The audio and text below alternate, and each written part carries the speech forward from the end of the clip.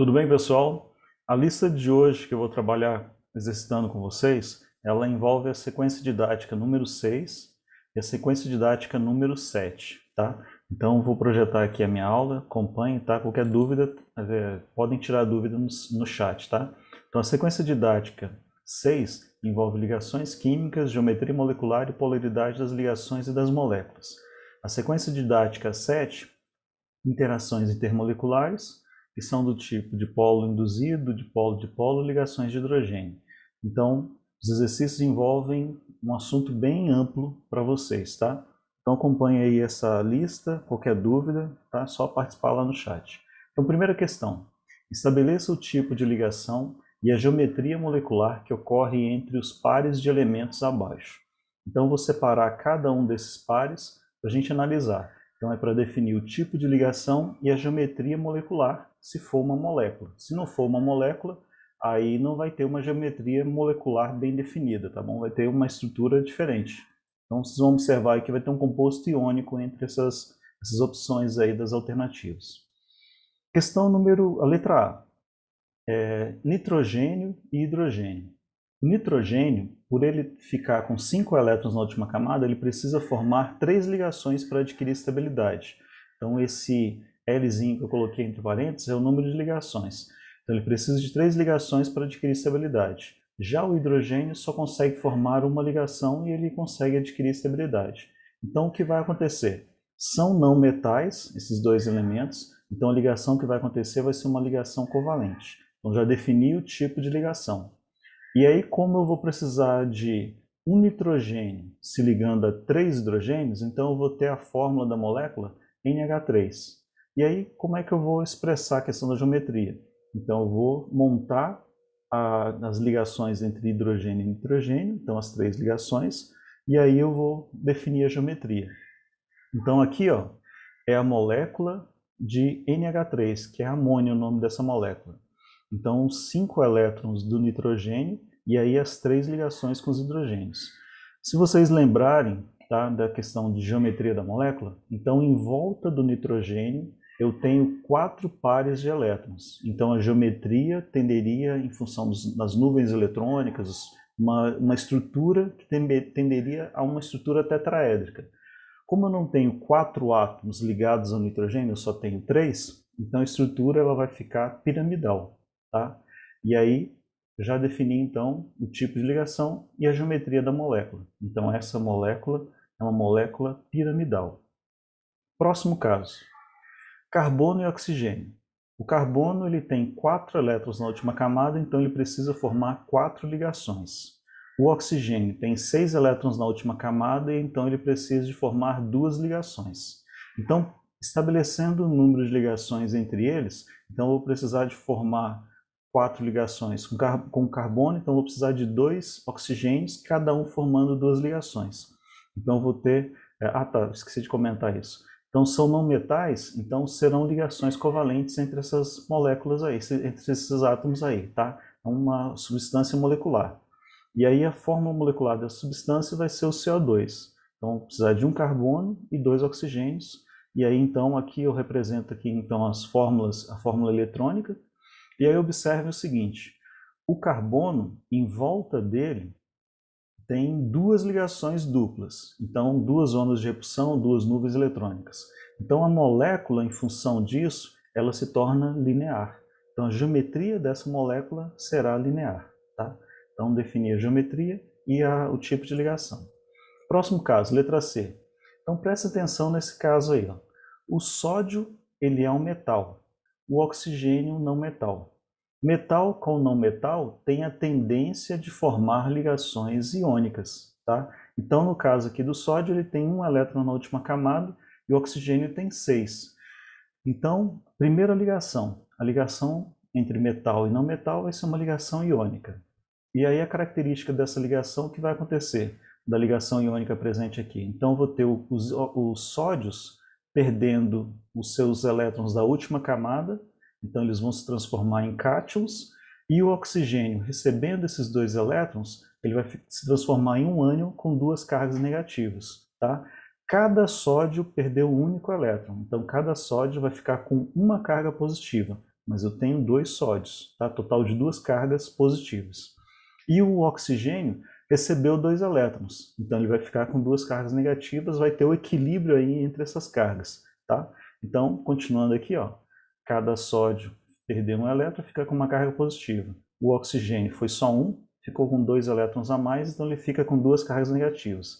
Então a fórmula da substância vai ser Na2O, tá? E essa substância é uma substância iônica, então eu não vou me preocupar com essa questão de geometria molecular, porque isso daqui não é uma molécula, é uma ionfórmula, é um composto iônico, tá? Letra D. A letra D eu tenho o berílio e tenho o cloro. O berílio, ele é um alcalino terroso, beleza? E aí a tendência dos alcalinos terrosos é possuírem 2 elétrons na última camada. Só que o berílio ele é um átomo muito pequenininho, então ele tem uma eletronegatividade considerável. Então, por ele ter uma eletronegatividade muito alta, ao invés dele perder elétrons para o cloro, ele vai tender a compartilhar os elétrons com o cloro. Então, eu vou formar uma ligação covalente entre o cloro e o berílio.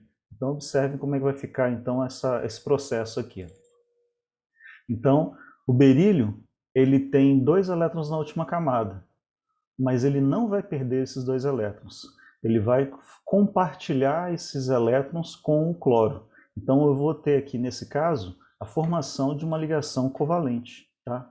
Então, eu terei uma ligação covalente entre esses 2 elementos. O berílio com os 2 elétrons, ele vai formar 2 ligações com 2 átomos de cloro.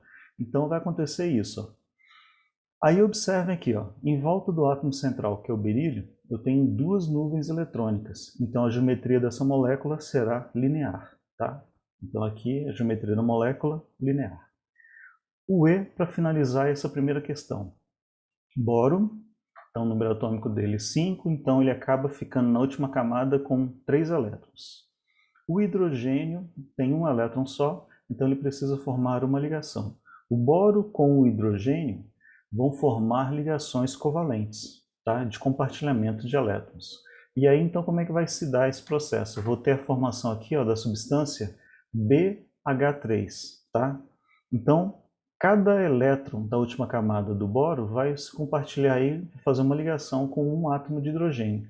Então, essa molécula aqui, ó, em volta do boro, eu tenho 3 nuvens eletrônicas. Então, a geometria da molécula vai ser trigonal plana, tá? Então, o trigonal planar. Então, eu espero que vocês estejam entendendo aí que então, a primeira questão envolve o tipo de ligação e a geometria.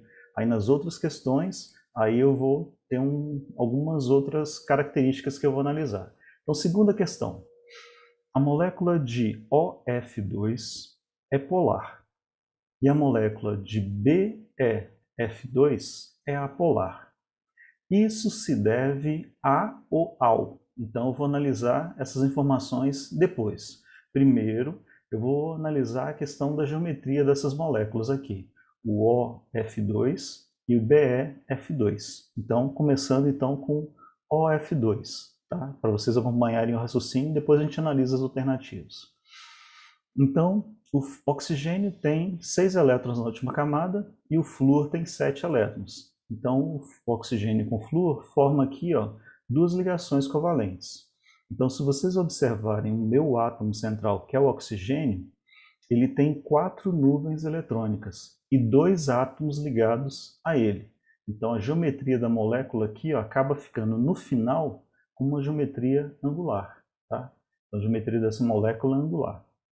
E aí, por ela ter essa geometria angular, as ligações, o flúor é o mais eletronegativo de todos, ligado ao oxigênio, então essa geometria angular tem como característica de se tornar uma molécula polar. Tá? As ligações são polares e a molécula em si também é polar, por causa dessa característica da geometria ser angular. Tá? Então a Tenente Oliveira comentou isso na aula passada, tranquilo? Continuando. O BeF2. Então o berílio, pela eletronegatividade dele ser muito alta, ele consegue formar ligação covalente, ele é um alcalino terroso, ele consegue formar ligação covalente com o flúor. Então, acaba gerando essa molécula. Então, em volta do berílio não tem pares de elétrons sobrando, então a geometria dessa molécula ela será linear. Por ela ter uma geometria linear, acaba gerando aqui, ó, uma molécula apolar, tá? Então a Tenente Oliveira ela comentou isso com vocês na aula passada, então é importante vocês guardarem essas informações. Então a geometria dessa molécula é linear e essa molécula é apolar, tá? Então agora analisando, tá, o porquê de uma ser polar e a outra ser apolar, então isso se deve a alternativa A, diferença de eletronegatividade entre os átomos nas respectivas moléculas. Não, isso se deve à geometria dessas moléculas. Letra B, a geometria da molécula. Então já vou marcar essa resposta, porque essa é a resposta da questão. Então, por causa das geometrias serem diferentes, que aí então eu teria a característica de uma ser molécula polar e a outra ser uma molécula apolar, tá? E a letra C, ele fala que está errado, mas ele fala o seguinte, sobre os tamanhos dos átomos ligados ao flúor. Não, não é por esse processo. É a grande reatividade do oxigênio em relação ao flúor. Então, tanto o flúor como o oxigênio são muito reativos. Essa informação é falsa. O fato de oxigênio e o flúor serem gases, não tem nada a ver quanto a isso, tá? Então, passando para a próxima questão. Questão número 3. Os veículos automotivos que usam combustíveis fósseis são um dos principais responsáveis pela má qualidade do ar nas grandes cidades e também contribuem para o aquecimento global. Além do gás carbônico produzido na combustão, são formados os óxidos nitrosos, que participam de reações secundárias com o ar, formando ozônio, tá? O3, que causa irritação no sistema respiratório, podendo levar a sérios problemas de redução da capacidade pulmonar. A forma geométrica da molécula de gás carbônico, CO2, e a polaridade da molécula de ozônio são. Então vamos analisar então um caso aqui ele quer só a geometria e no outro ele quer saber se a molécula é polar ou não. Então vamos lá. CO2. CO2 já foi mostrado anteriormente aí, ó.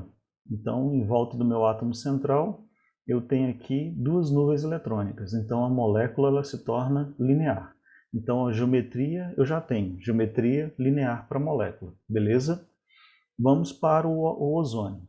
O ozônio são 3 átomos de oxigênio. Então eu tenho a formação de uma dupla e um compartilhamento aqui, ó, que só esse átomo aqui, ó, de oxigênio está compartilhando esse par de elétrons, tá?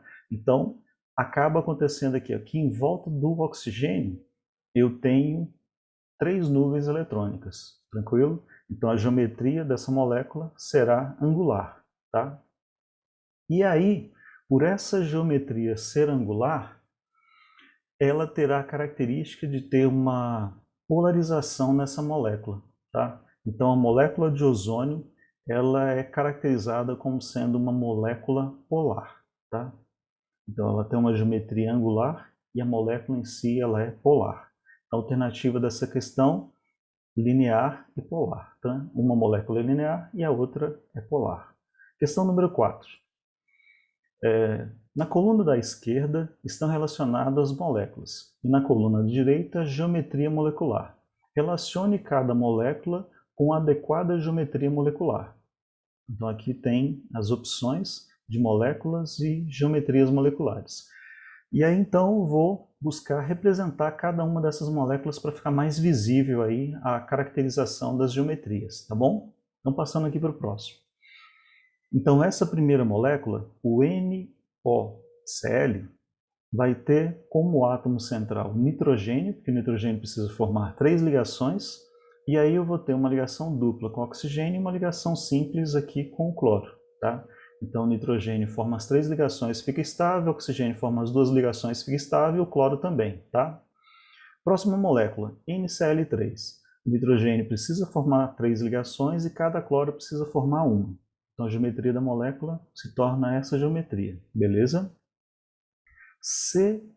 CS2. Então aqui é a mesma ideia do gás carbônico, do CO2. Então o enxofre e o oxigênio, os dois são da família, são da mesma família. Então tem 6 elétrons na última camada, formam duplas ligações. A geometria acaba sendo uma geometria linear entre o enxofre e carbono aqui, tá?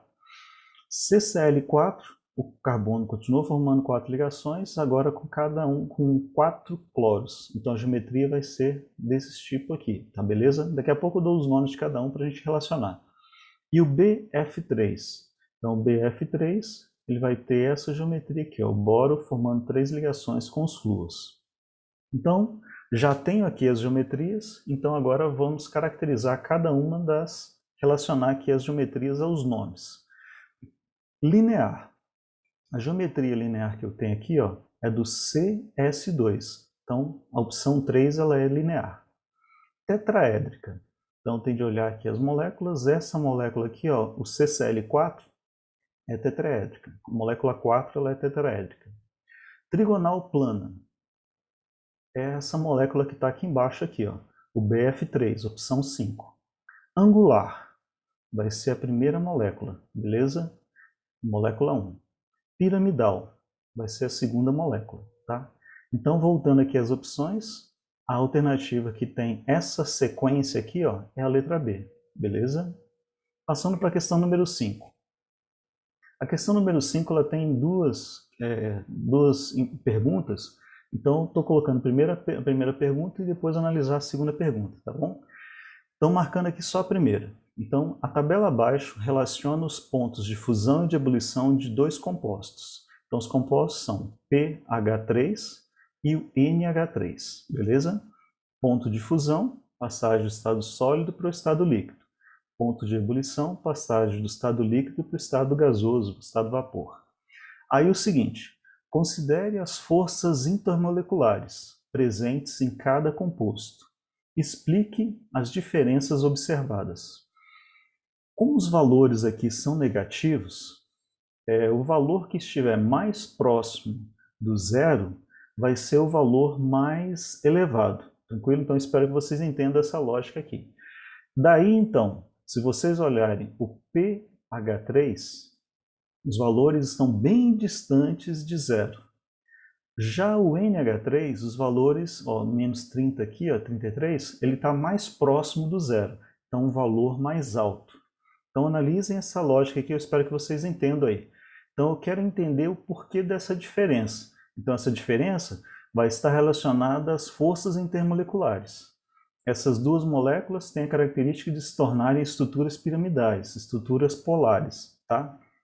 E aí a primeira molécula, o pH3, tem como força de interação entre as moléculas as interações de polo.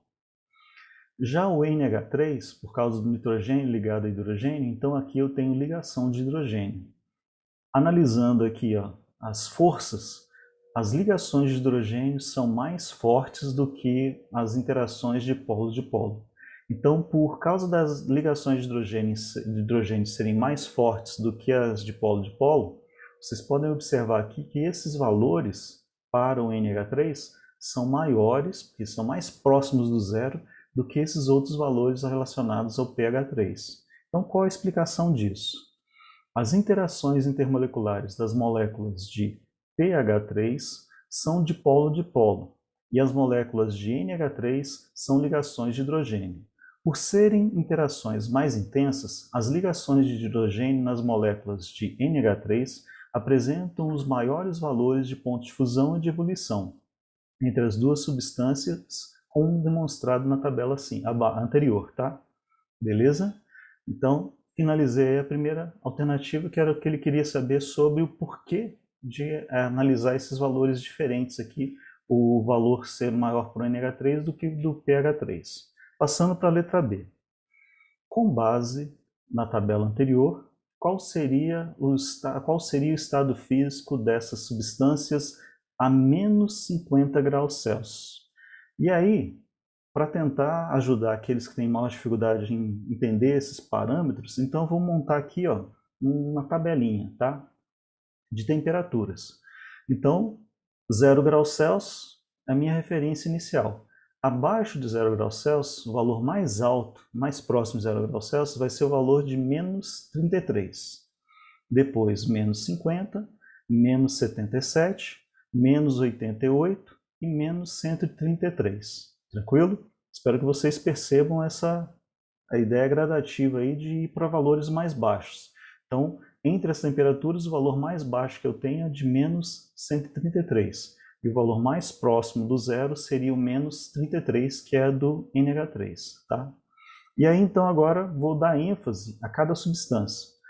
O NH3, se eu pegar qualquer temperatura superior a menos 33 graus, a substância NH3 vai estar no estado gasoso.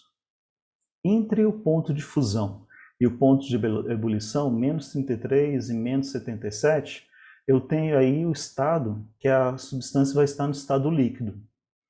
Qualquer temperatura inferior a menos 73, a amônia, o NH3, vai estar no estado sólido. Tranquilo? Então, se vocês tiverem dificuldade quanto a isso, a lógica é a seguinte. Se eu quero que o NH3 fique no estado sólido, eu preciso que essa temperatura seja inferior a partir de menos 77 graus Celsius. Tá? Se eu quero que ela fique no estado líquido, então tem que ser uma temperatura superior a menos 77 graus Celsius, até a temperatura de menos 33. Aumentou mais do que menos 33, aí então o NH3 vai virar um gás. Tranquilo? Então espero que vocês tenham entendido aí. Dando ênfase agora ao pH3. Então pH3, e aí eu coloquei aqui os valores de referência, menos 88, tá? E o menos 133 graus Celsius. Qualquer temperatura superior a menos 88 graus Celsius, o pH3 vai estar no estado gasoso. Entre menos 88 e menos 133, vai estar no estado líquido. Abaixo de menos 133, ele vai estar no estado sólido. Tranquilo? Então agora, o que o problema quer saber aí, na verdade? Agora vem a pergunta do problema. Ele quer saber quais são os estados físicos a menos 50 graus Celsius. Então eu vou marcar aqui, ó, menos 50 graus Celsius. Então em menos 50 graus Celsius, o NH3 vai estar no estado líquido e o pH3 vai estar no estado gasoso. Tranquilo? Espero que vocês tenham entendido. Então, os estados físicos das substâncias a menos 50 graus Celsius vai ser para o NH3 será um líquido e para o pH3 será um gás. Tranquilo? Questão número 6. Nessa questão eu tenho 5 substâncias, tá? Então, dadas as substâncias. A primeira substância CH4, segunda substância SO2, terceira substância H2, quarta substância Cl2 e quinta substância HCl. Então ele quer saber na letra A qual a polaridade de cada molécula, letra B qual o tipo de interação intermolecular e letra C qual substância apresenta os maiores valores de ponto de fusão e de temperatura de ebulição. Justifica essa resposta. Então vamos analisar aqui então. Eu vou montar uma tabelinha para ficar mais fácil. Então eu coloquei aqui a relação das 5 substâncias e aí então eu vou analisar qual a letra A, qual a polaridade de cada molécula. Então, a primeira substância eu vou representar ela aqui para ficar mais visível, a segunda, a terceira, a quarta e a quinta molécula aqui. Então eu espero que vocês consigam visualizar direitinho e entender cada uma dessas geometrias, tá? Então é uma etapa que é importante para mim para poder explicar o restante. Então vamos lá. O CH4 ele tem a geometria tetraédrica. Então por ele ter essa geometria tetraédrica, vai acabar gerando uma molécula apolar. Então a polaridade dela é apolar. O SO2 ele tem uma geometria angular. E a característica das geometrias angulares, segundo o que a Tenente Oliveira comentou com vocês na aula anterior, é de serem moléculas polares. Então a água, se vocês lembrarem, ela tem uma geometria também angular. E a água também é polar, beleza? O Cl2 são estruturas lineares. Os átomos têm a mesma eletronegatividade, então são moléculas apolares. No caso aqui do HCl, são moléculas diferentes. Então as ligações são polares e a molécula em si também vai ser polar. Tranquilo? Agora, letra B. Qual o tipo de interação intermolecular presente em função das moléculas serem polares ou apolares? Então, analisando cada caso. A interação intermolecular numa molécula apolar vai ser de polo instantâneo e de polo induzido, beleza? Eu só coloquei aqui um dipolo instantâneo, mas é dipolo instantâneo de dipolo induzido. Essa molécula aqui ela é polar, mas ela não forma ligações de hidrogênio. Então, a interação vai ser do tipo dipolo-dipolo, tá? Ou dipolo permanente. A água é capaz de formar ligações de hidrogênio. Então, por ela ser polar, vai ter ligações de hidrogênio que vai ser formada aqui nessa molécula, beleza? O Cl2 é apolar, então vai ser esse mesmo tipo do metano, do CH4, tá? Então vai ser dipolo instantâneo, dipolo induzido. E para fechar, o HCl não forma ligações de hidrogênio, então é uma molécula polar que forma interação dipolo-dipolo. Tranquilo? A outra questão, então vou repetir essa tabela de forma mais resumida, e aí então tentar responder agora aqui a outra alternativa, que vai ser a letra C, tá? Qual substância apresenta os maiores valores de temperatura de fusão e temperatura de ebulição? Justifique sua resposta. Então, o primeiro passo que é importante vocês analisarem é em função das moléculas serem polares ou apolares. Então, a lógica básica aqui é o seguinte: as moléculas que são apolares, elas tenderão a ter forças de interações entre as moléculas menos intensas. Então, eu consigo transferir ela para o estado sólido, para o estado líquido para o estado gasoso com maior facilidade. Então, eu vou precisar de temperaturas menores. Mas quando as moléculas forem polares, eu vou precisar de temperaturas mais elevadas. E se essas moléculas polares tiverem a característica de apresentar ligações de hidrogênio, então vai ser mais intenso ainda essa questão do aumento da temperatura. Então, os pontos de fusão e de ebulição serão mais elevados. Então, detalhando esse processo. Entre as 5 substâncias, as moléculas apolares apresentam os menores valores de pontos de fusão e de ebulição, no caso, CH4 e Cl2, por apresentarem as menores forças de interação intermolecular, do tipo dipolo instantâneo. Tranquilo? Então, das 5 moléculas, eu já defini 2 como sendo valores mais baixos, não podem ser a molécula com maior ponto de fusão e ebulição. Então, vamos analisar agora as polares. Entre as polares, o SO2, o H2O e o HCl, ocorre a tendência em apresentar os maiores pontos de fusão e de ebulição, devido às maiores forças intermoleculares, o que exige uma maior quantidade de energia térmica, uma maior agitação das moléculas, para romper as interações intermoleculares, sendo expressas nos maiores valores de ponto de fusão e ponto de ebulição. Tranquilo? Mas vamos definir então quem é a molécula que tem maior ponto de ebulição. Entre as moléculas polares, a água tenderá a apresentar os maiores valores de ponto de fusão e de ebulição, por se caracterizar pela presença de forças intermoleculares do tipo ligação de hidrogênio, que são mais intensas que as interações de polo-dipolo das moléculas de SO2 e HCl. Tranquilo? Então, entre essas 5 moléculas, a tendência é a água ter o maior ponto de fusão e de ebulição, porque as interações intermoleculares são do tipo ligação de hidrogênio. Próxima questão. 7ª. Considere os processos 1 e 2 representados nas equações 1 e equação 2. Então, vamos analisar essas equações daqui a pouco, tá? Mas vamos lá. Indique quais ligações são rompidas em cada um dos processos. Então, vou analisar cada um desses processos. Então, primeiro processo. Prestem bastante atenção. Então, aqui eu tenho H2O, molécula de água. Esse, entre parênteses aqui, é um L, tá? Então, ela está no estado líquido. E aí está passando para água no estado gasoso. Ocorreu uma reação química com a água? Não. Então, ela só mudou o estado físico. Saiu do estado líquido para o estado gasoso. Tranquilo? Então, para acontecer isso, eu precisei transferir, agitar as moléculas, quebrar as interações para que ela pudesse mudar de estado físico. Tá? Então, ele está perguntando, indique quais ligações são rompidas em cada um dos processos. Então, esse primeiro processo são as interações entre as moléculas que serão rompidas. Tá? Então, o processo 1 são rompidas as interações intermoleculares, nesse caso aqui, ligações de hidrogênio, para que as moléculas de água adquiram a liberdade necessária para passar do estado líquido para o estado gasoso. Tranquilo? Espero que vocês tenham entendido isso. Próximo caso. Então aqui eu tenho água no estado gasoso,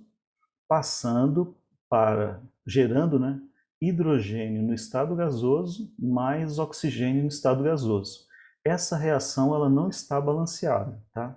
Mas o processo aqui está dizendo o seguinte, que eu tenho no início uma substância, moléculas de água, que passarão a gerar duas novas substâncias. Uma é o hidrogênio e a outra é o oxigênio. Então, neste processo aqui, ó, nesse processo número 2, eu tenho aqui a quebra de ligações moleculares. Então, basicamente a ideia é essa. Ó. No processo 2, são rompidas as ligações covalentes aí entre o oxigênio e os dois átomos aí de hidrogênio. Este processo forma os gases O2 e H2, tá? Ou hidrogênio e oxigênio. Então, são representados aqui ó, pela combinação deles, tá? O2 e H2. Tá? Então, a lógica é, processo 1, somente ocorre a quebra de interações. Processo 2, ocorre uma reação química de quebra de ligações e rearranjo dos átomos, formando duas novas substâncias, tá? Então, pessoal, termino aqui essa aula, tá? Um forte abraço para vocês, bom estudo e até mais, pessoal. Tchau!